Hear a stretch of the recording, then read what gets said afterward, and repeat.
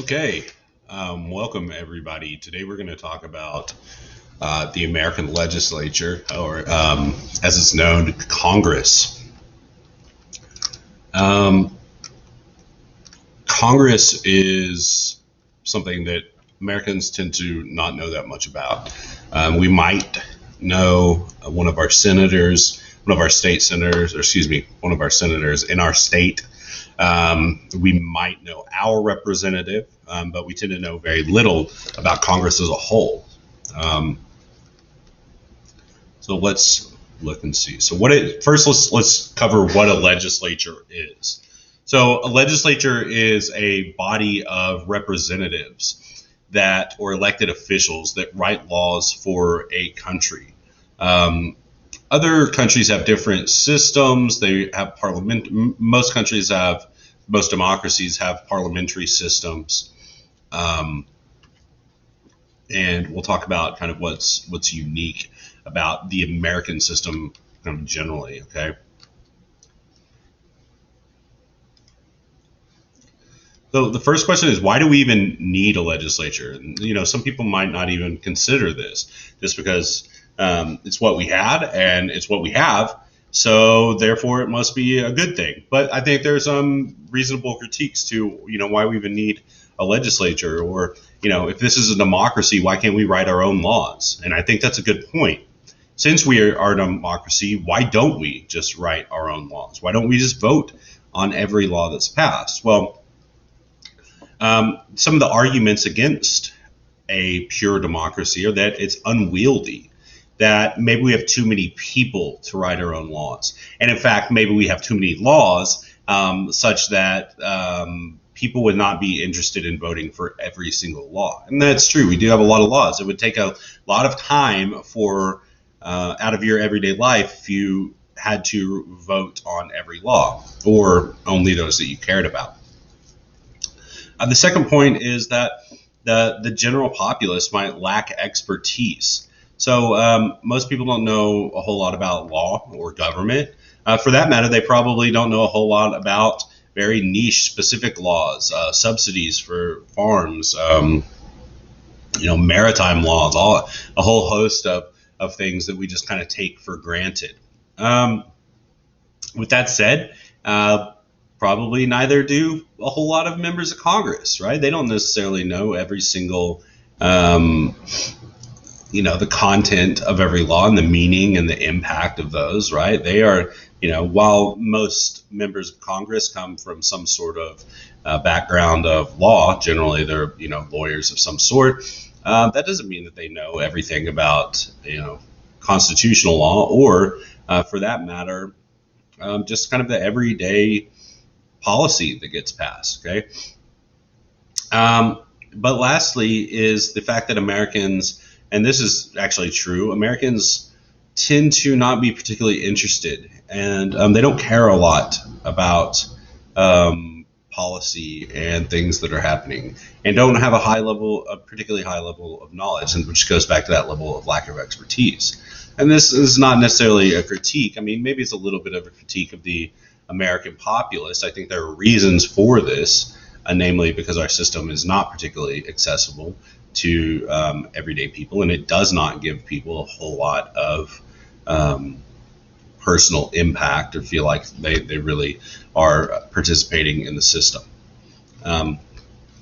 So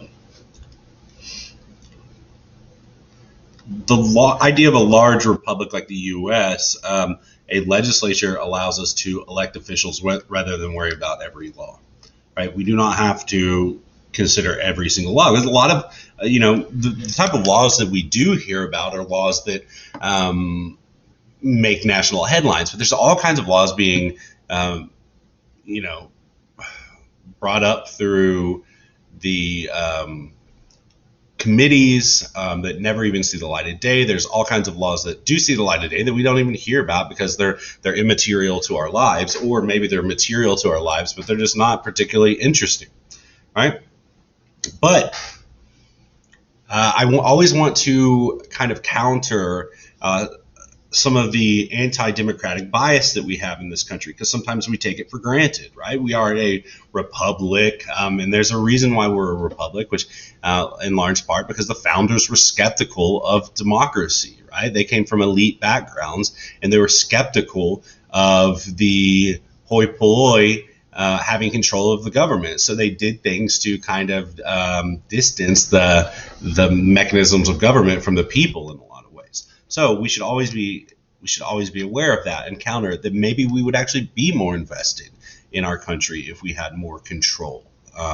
So and that's kind of an open-ended question for you to think about: is low political engagement and low political knowledge a cause or effect of unrepresentative policy?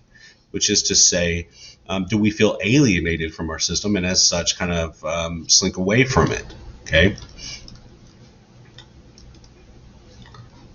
So let's get into the kind of nitty gritty,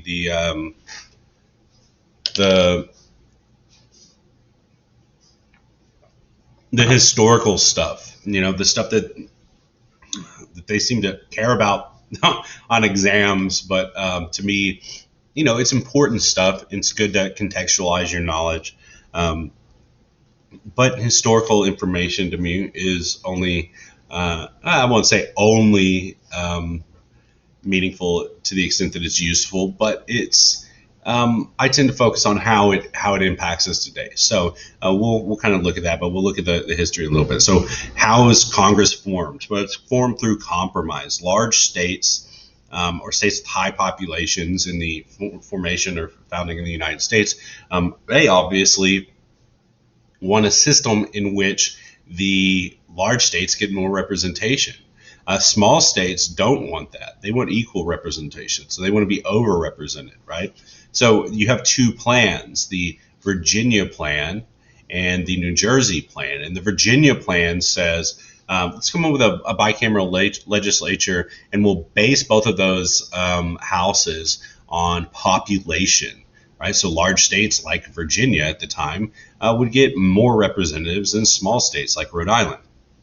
The small states obviously have a problem with this, and they say, no, let's come up with a system where each state has an equal vote.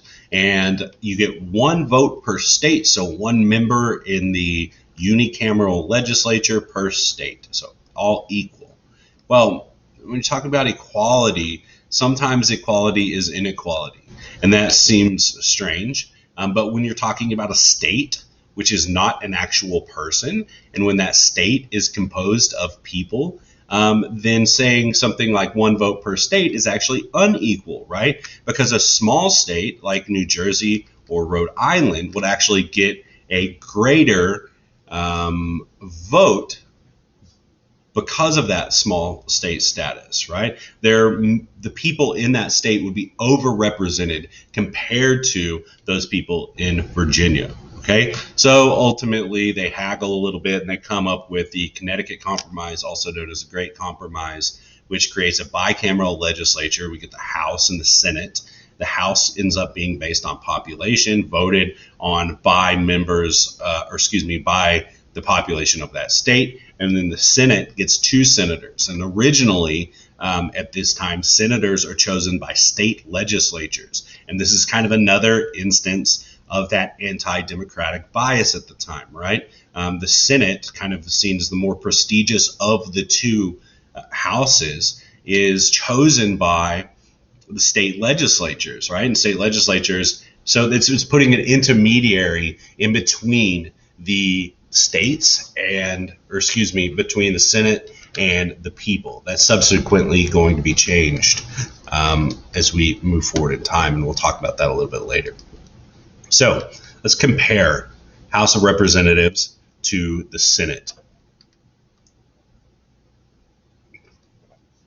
Now, the House of Representatives represents the population of the state, right? So the number of House members per state is going to be based roughly on the number of people in that state. So they represent a certain population. They have a constituency of a district. Everybody lives in some district and you have a representative for that district. There are 435 members that cover over these districts, and those are determined by population. And again, more populous states obviously are going to have more representatives. Now, the Senate represents the state. Its constituency is the entirety of the state. And you have 100 senators over 50 states, so that means that each state has 2 senators. Okay, simple math there. Now, what does it take to actually be a member of Congress? Well, the requirements are more strenuous for the Senate. In the Senate, you need to be 30 years old and you need to be a citizen for 9 years. In the House, you need to be 25 and a citizen for 7 years. Okay, we've already talked about how the House of Representatives has 435 members and the Senate has 100. Okay, all right. So let's get into kind of really important stuff, which is what can Congress actually do? A subject of endless debate between, strict constitutionalists and people who contextualize the Constitution a little bit. So the enumerated powers of the Congress. Okay, so when we look at enumerated, anytime we say enumerated in the context of government, what we mean is specifically mentioned in the Constitution. So enumerated just means mentioned or listed, right? You can see that numerated, which you can almost bring to mind like listed, numbered, right? Again, in the context of government and politics, what we mean is specifically listed in the Constitution, specifically mentioned in the Constitution. So these powers that I have listed right here are all things that are explicitly mentioned in the Constitution. So most importantly, to lay and collect taxes, duty, imposts and excises, to pay debts, right? So this gives Congress a really huge power. We call it the power of the purse, okay? They hold the money, they can collect taxes, and they can spend, okay? Provide for defense and general welfare of the United States. Okay, so you start to kind of maybe see some problems with these things, right? If you're a literalist, right? If you're a literalist, then you might start to wonder, oh, how are we actually going to do this, right? To borrow money and to regulate commerce, to coin money and declare war, right? So a literalist would say, well, Congress has the power to coin money. I mean, I don't know that there's anybody that actually is this much of a literalist, but our Congress can collect taxes. Well, I mean, overtly, that is a problem if we strictly mean Congress can do those things, right? So let's look and move on. With the Constitution, the framers were smart enough at least to include this, to include what are known as implied congressional powers or implied powers. So basically, they were smart enough to know that literalists exist, I guess, who might say, well, if Congress can collect taxes, then that means that the actual members of Congress have to collect taxes, right? Well, I mean, that's infeasible, right? You cannot have your member of Congress coming to every, knocking on every door in their district and collecting taxes for that year, right? That would take all of their time, and they probably, wouldn't even be able to do it. So the Constitution builds in a little wiggle room, which is called the Necessary and Proper Clause. And the Necessary and Proper Clause says that Congress has the power to make laws which shall be necessary and proper for carrying into execution the foregoing powers and all other powers vested by this Constitution. So what the heck does that mean? Well, what it means is that rather than having to go around and collect taxes themselves, right, Congress has the ability to write a law which creates the IRS, the Internal Revenue Service, right? So now the Internal Revenue Service is tasked with collecting those taxes, right? Because taxation is a power of Congress. Congress can write a law creating a service, an agency, an organization that is able of carrying out those activities. So Congress can do its real job, which is writing laws and determining where money goes, right? Now, one of the early Supreme Court cases that deals with this is McCulloch versus Maryland. Okay, and the question, the real central question in McCulloch versus Maryland is, does the government have the power to form a national bank, right? And does a state have an ability to limit the power of a federally created bank? Well, in McCulloch versus Maryland, we get the idea. I mean, we don't get the idea. We get the Supreme Court backs the idea that those implied powers exist, right? Congress can form a bank, right? The federal government can form a bank. Why? Well, because if we go back and look, what powers does Congress have, right? To borrow money and regulate commerce, okay? All of these things that we have listed right here involve money in some way. Well, a bank is going to facilitate that, right? A bank is going to allow commerce to be regulated. It's going to allow for money to be borrowed. It's going to allow coined money to be stored, even declare war, right? And war costs money. Well, where is all this money going to go, right? How are we going to do that? Where are we going to put money, taxation, money that came from taxation, right? Okay. Now that we understand what Congress does, let's look at how they get there, okay? So first thing that you need to know, obviously they're elected.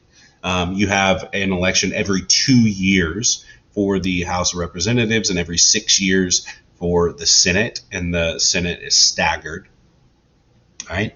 But what you need to know is that incumbents in the House of Representatives win at a 90% rate, right? So it is really difficult. And when I say incumbent, I mean the person already in office, right? Incumbents in the House win at a 90% rate, and in the Senate, they don't perform quite as well, but they still do over 50% and well over 50%. Let's look at the numbers. Okay, so this is the incumbency advantage, and this only goes through 2014, but the numbers, I can't really put my head anywhere that, yeah, let's put me on the graph itself. Okay, if you look at House incumbents, right, 90%, they dip below 90% every now and then, but most of the time, House incumbents, or the members of Congress that are already in office, tend to do really well. Now, the bottom of this graph, if you look, is 55%. So, members of the Senate are still really outperforming their challengers, right? On the high end, I would say, upwards of 97% reelection, to on the low end, about 55% reelection. But that still means that they win a majority of elections. So what does this mean? Well, what it means is that once you get a seat in office, you generally tend to stay there. And why? Well, because once you've demonstrated that you can win, there are several things that benefit you. Why do incumbents do better than challengers? Well, incumbents tend to do better than challengers because they have a lot of advantages. One, just name recognition, right? They have name recognition through constituent contact, and that can happen through casework. And casework is where somebody sends you someone sends you a letter as a member of Congress and asks you to do them a favor, help them out somehow, and then you do that. And then if you do that successfully, then that person is likely to vote for you, and they're also likely to talk to their friends and their family and then get your name out. Also, members of Congress bring in what's known as pork barrel spending. And pork barrel spending is kind of bringing home the bacon. What I mean by that is you're bringing home federal dollars to your home district, right? Well, who doesn't want that money to come into their home district, right? That's great. How awesome. Now we've got more money to build this, cool thing that we think is really important for our town. Okay. Opponents, on the other hand, tend to have low name recognition, and they tend to be underfunded, right? Whereas already existing members of Congress tend to have higher campaign spending because they're being supported by the party apparatus because they've already demonstrated that they have the ability to win office. Their opponents generally don't have that same level of funding. They're having to generate funds themselves, and they're not getting any help from, or not much help from the party, unless the party really thinks that they can win the district. However, we have this little thing called gerrymandering in this country. And gerrymandering is where districts are drawn to benefit one party over the other, right? So if districts are usually drawn, and they're drawn by state legislatures, which tend to be dominated by one party or another, if districts are drawn for one party dominance, then it's very unlikely that you will win an election, right? So when we do see parties investing heavily in these congressional elections is when they think that there's really a chance to flip that district, okay? And I've got an example right here. This is John Dingell. He's the longest, or he was the longest serving member of the U.S. House of Representatives. And he served from 1955 to 2015, okay, which is, incredible. He was a Democrat in Michigan. Yeah, I mean, and this is, it's kind of wild to even think about, him being in office that long. He was in office when the Democrats were the conservative party in this country, right? And there's a lot of people like that, but it's just kind of amazing how long he was in office. Okay.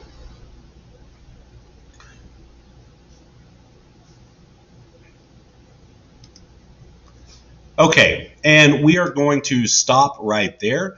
We will pick up in part 2 and continue to discuss Congress, continue to talk about some of the things, and particularly get into look at the policy process, or kind of how a bill becomes a law stuff, the committee stuff. It's important stuff. It can be a little bit dry. I will do my absolute best to make it as interesting as possible. Thank you for watching, and I'll see you again in part 2. Thanks. Bye.